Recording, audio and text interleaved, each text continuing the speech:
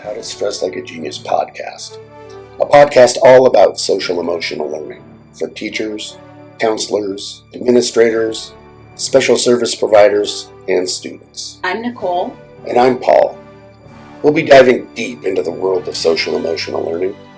We will discuss topics like building strong relationships, Managing stress and anxiety, developing self-awareness and self-management skills, and promoting empathy and kindness. Please join us as we work together to empower others and create a brighter future for all. Welcome to How to Stress Like a Genius. Welcome back to How to Stress Like a Genius podcast with Nicole and Paul. In this episode, we're going to be exploring self-awareness. It'll be helpful to look at the information in the link below. In the description, you'll find castle.org. It's an easy place to get rooted in S.E.L. And if you have a better source that works for you, great. Let us know about it. We'd love to learn. I agree. And before we dive into our topic today of self-awareness, we want to check in with our viewers on how the Good Things strategy is going from the previous podcast on gratitude, because we really do want to encourage our viewers to share how the intervention and other gratitude practices are going. And each episode, we will explore new techniques that we can continue to add to our playbook. So let's move on to today's topic of self-awareness. All right. Well, self-awareness is where I began with my students in the classroom.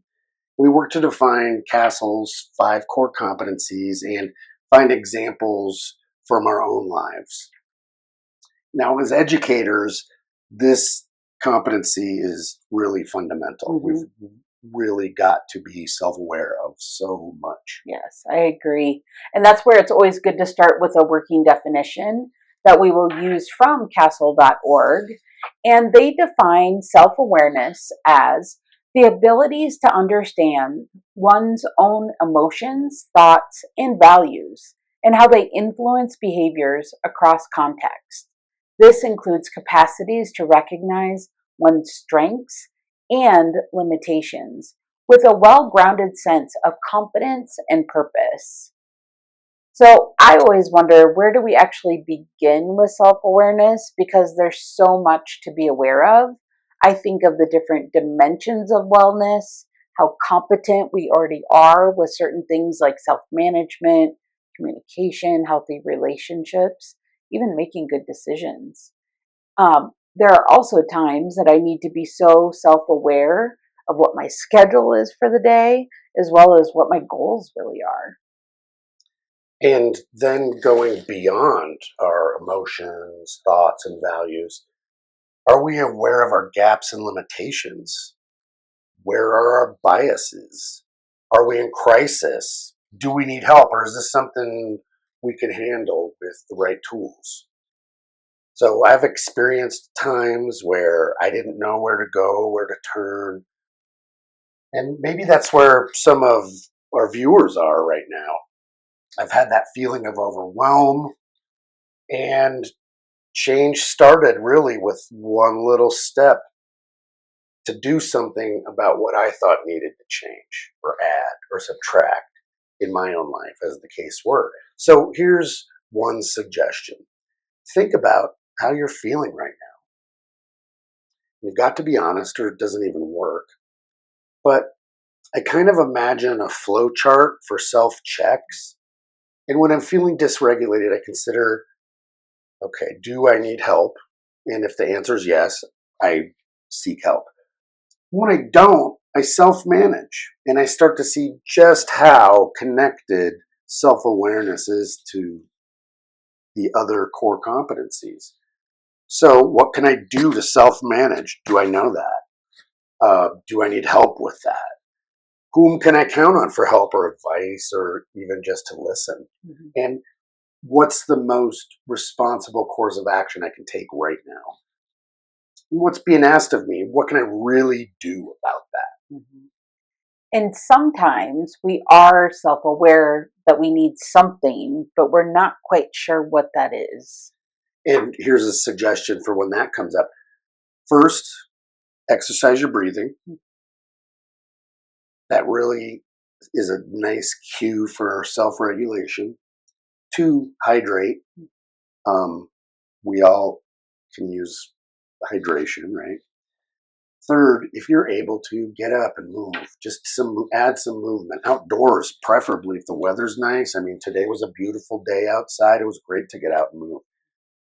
And then the 4th thing, write a little note to yourself telling you what you need right now. And these and other suggestions, we can keep track of those in our playbooks. And maybe there's a particular breathing exercise that suits you better for regulating up than regulating down. And today we're going to practice bubble breathing. You ready to learn bubble breathing? I am. Okay, you have to, when we exhale, you're going to have to blow through the bubble wand, and just like you're blowing bubbles.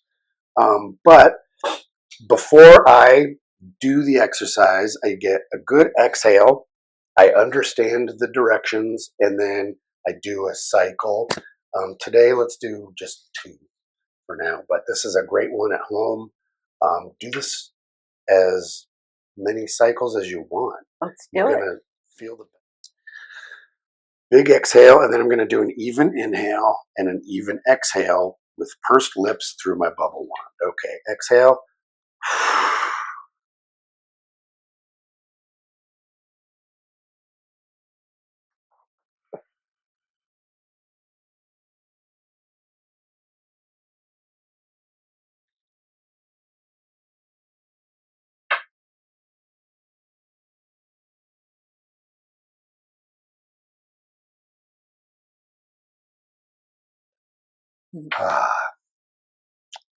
That's a great one. I love the way that one helps me regulate up.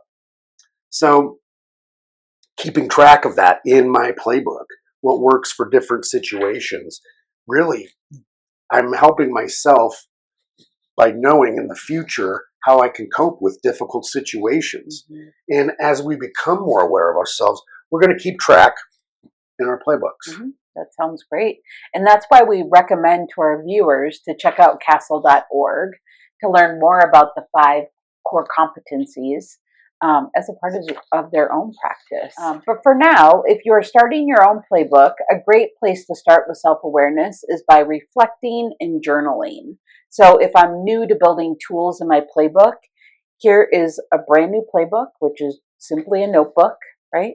And the question that I'm journaling about to start my journey on self-awareness is, in which dimensions of wellness do I feel compelled to grow? So I'll say that again. In which dimensions of wellness do I feel compelled to grow? Or if you do already know a dimension of wellness that you'd like to do, right? You can prioritize that and even start there, or perhaps your journaling will reveal something else that you didn't even think about. So we do look forward to seeing our viewers at our next podcast, which will be all about playbook construction. This podcast aims to provide S.E.L. resources for all educational stakeholders. We'll start with resources and practices for ourselves, because we too need to find ways to manage stress like geniuses. For now, we want to thank you for listening. So until next time, please take care of yourselves and remember to Stress like a genius.